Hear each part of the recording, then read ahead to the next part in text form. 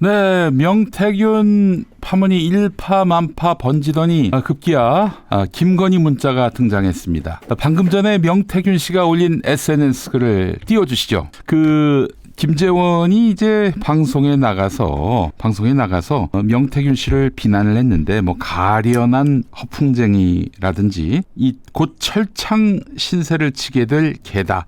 겁나게 짖는다. 겁에 질려서 왕왕 짖고 있다. 이렇게 얘기를 했단 말이죠. 폭발한 명태균 씨가 이런 글을 올렸습니다. 너무나 충격적입니다. 하여튼 무슨 말을 했는지는 알 수 없습니다만은 이건 무슨 의미인가요? 라고 김건희가 물어보니까 여기에 대해서 명태균 씨가 내일 준석이를 만나면 정확한 답이 나올 겁니다. 내일 연락 올리겠습니다. 라고 했어요. 준석이는 아마 이준석 대표를 말하는 것이겠죠? 자, 그랬더니 김건희가 뭐라고 했느냐. 네, 너무 고생 많으세요. 철없이 떠드는 우리 오빠 용서해 주세요. 제가 난감. 여기서 우리 오빠는 아마 윤석열을 얘기하는 거 아니겠습니까? 여러분들 그렇게 생각되지 않으세요? 그죠? 자, 무식하면 원래 그래요. 사과드릴게요. 이게 무슨 아무 맥락도 의미도 없이 문장 중에 점을 하나 넣는 거. 이거 김건희 문자가 맞는 것 같습니다. 예, 자, 무식하면 원래 그래요. 아마 이 문맥상 보면은 윤석열이가 무식하다는 얘기 아니겠습니까?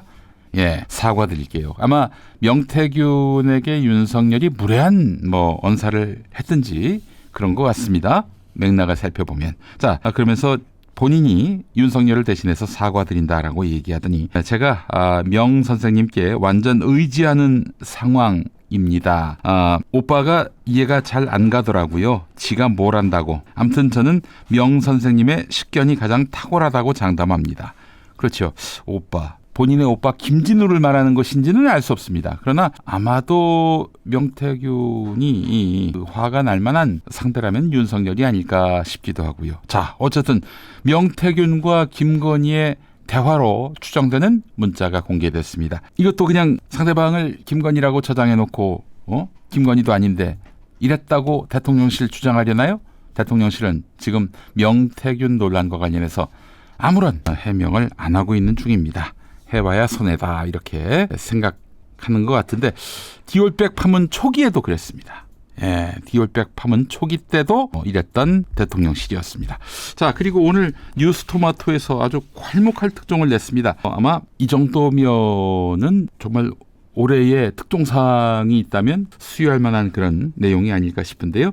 자, 오늘 쓴 기사를 보니까 기자가 김기성, 박현광 기자입니다. 박현광 기자는 그동안 쭉 특종을 이어왔던 기자고요. 김기성 기자는 누구냐? 뉴스토마토 편집국장입니다. 편집국장과 취재기자가 협업을 해서 내놓은 특종인데요. 명태균이 지난 20대 대통령 선거 국민의힘 경선 과정에서 여론조사를 조작한 정황이 드러났다는 겁니다.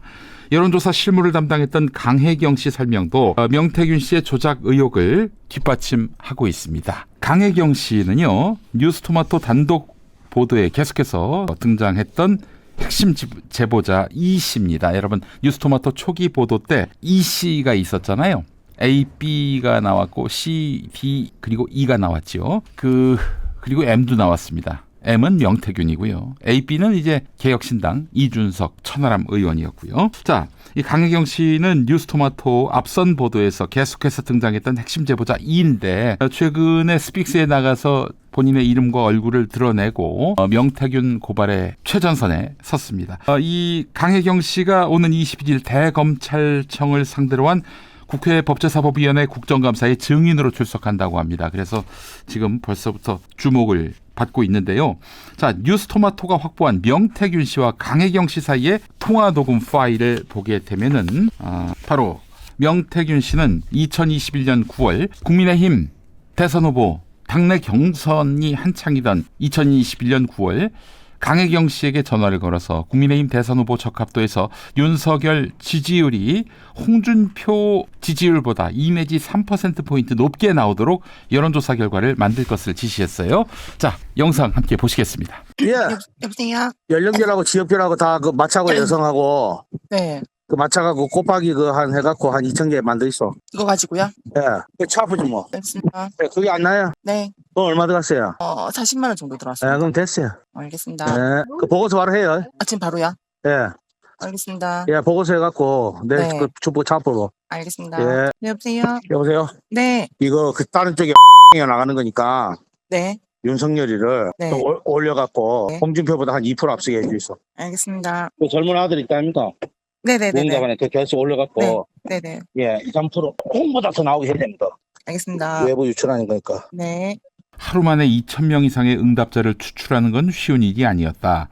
강혜경 씨 설명을 들어보면 진행하던 여론조사를 멈추고 응답 표본에 인위적으로 곱하기를 해서 가짜 통계를 뽑아내라고 한 것인데, 예, 여러분 이게 바로 조작입니다. 이게 바로 조작이에요. 이 선수들은 다 알고 있는 조작인 것입니다. 자, 이렇게 해서 이 윤석열에게 이득이 되게끔 명태균이 여론조사 결과를 조작했다는 것입니다. 뉴스토마토 기사를 보면은 당시 젊은 층은 윤석열보다 홍준표를 더 지지했던 터라 강혜경 씨는 부연을 이어갔어요. 보통 여론조사를 하면 20대와 30대 표본이 잘 안 차게 돼 있다. 왜냐하면 한 10분 이상 들어야 될지도 모를 여론조사는 그냥 조기에 끊어버린단 말이죠. 끊어버리면은 그건 아무짝에도 소용이 없습니다. 한 10가지 질문 중에 9가지 답하고 나머지 10번 질문에 답을 안 하면 앞서 1번부터 9번까지 답한 건 다 무효가 되는 거예요. 아예 그냥 여론조사라고 하면 바로 끊어버리는 이들도 많은데 그들이 대개는 20대, 30대 들이란 것이죠. 그래서 표본이 잘 차지 않는단 말이에요. 그래서 명태균은 20대, 30대의 표본 전체가 아니라 윤석열을 지지한다고 응답한 젊은 층 표본만 인위적으로 키워서 명태균 의도에 맞췄다는 겁니다. 20대, 30대가 잘 답을 하지 않아요. 100명 정도를 이제 모아야 하는데 10명이 이제 응답했단 말이죠. 그러면은 그 10명 답한 거 곱하기 10 이렇게 해서 100을 맞추는 경우가 있어요. 근데 이거는 보니까 그 답변한 전체 10명이 아니라 윤석열만 지지한 사람들만 곱하기 얼마를 했다는 것이죠. 네. 자, 이 조사는 비공표 자체 조사였다고 하는데 결과는 명태균 주문대로 나왔습니다. 자, 이 결과를 보니까 후보 적합도에서 윤석열 33, 홍준표 29.1, 유승민 12.4로 나왔습니다. 윤석열과 홍준표 사이의 격차는 3.9%포인트인데 명태균이 말했던 2 내지 3%포인트 수준이었어요. 공교롭게도 이 PNR 조사 결과와도 매우 흡사한데 2021년 10월 1일과 10월 2일 양일간 1,003명을 대상으로 실시한 조사에서 윤석열 31.4, 홍준표 29.9, 유승민 12.3이었습니다. 자, 그 격차가 1.5%포인트였단 말이죠. PNR 조사는 윤석열 1위 여론조사로 언론에 보도됐단 말이죠. 근데 만약에 이 PNR 조사 역시 명태균이 주문한 플러스 3%포인트라면은 1, 2위가 바뀐 거죠. 그렇죠. 자, 이런 조작 정말 너무 심각한 범죄가 아닐 수 없습니다. 이 PNR 조사에 대해서 의심하는 이유는요. 이 PNR이 명태균 씨가 실질적인 운영자 아니냐 이런 의혹에 휩싸여 있거든요.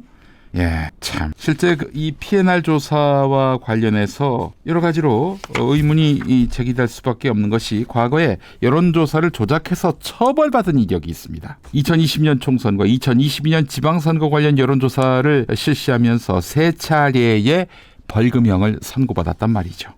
네. 이와 관련해서 뉴스토마토가 명태균 씨한테 국민의힘 대선 후보 경선 당시 여론조사 조작을 지시했느냐라고 물어봤을 때 명태균 씨는 답을 하지 않았다고 합니다. 뉴스토마토하고는 아예 접촉을 안 하는 것 같아요. 지금 지난 대선 경선 과정에서 여론조사 조작이 있었다라고 홍준표 시장이 또 어제 그런 얘기를 했습니다. 그래서 일부 신문에 오늘 실렸는데 이게 드디어 가시화된 것 같습니다. 사실로 드러나 보입니다. 자, 그런데 말이죠. 홍준표 시장이 지난 대선 때 신천지 세력이 동원돼 가지고 그래서 윤석열을 도왔다 그들이. 나는 불이익을 당했다 이렇게 이야기를 했습니다. 자, 그렇다면은 이게 비단 명태균의 여론조사 조작만 있었던 것인가? 윤석열이가 도움받은 게 말이죠. 신천지와는 또 어떤 네트워크가 있는 것인지 그들에겐 또 어떤 도움을 받았는지 이것도 규명해야 할 문제가 아닌가 싶습니다. 지금 규명되겠습니까? 윤석열 부인 김건희의 빤히 보이는 주가 조작도 덮어주려고 하는 이 검찰한테서 무슨 기대를 할 수 있겠어요. 그렇기 때문에 빨리 타도를 해서 윤석열 김건희가 신천지와 어떻게 유착돼 있는지 이 부분을 반드시 규명해야 될 것입니다. 정말 참 여러분 기가 막히죠. 기가 막히죠. 그러니까 이 나라의 정상화는요. 윤석열 타도로부터 시작됩니다. 윤석열 타도로 완성되는 것이 아니라 윤석열 타도로부터 시작돼요. 지난 대선 경선 과정에서의 부정비리가 만약 사실로 드러난다면 윤석열은 아직 선거법 관련해서 공소시효가 4개월 남았습니다. 그 사이에 기소가 된다면은 윤석열은 이제 법의 심판대에 서게 되는 것이죠. 네, 자 이제 심판의 시간, 정산의 시간이 돌아오고 있는 것입니다.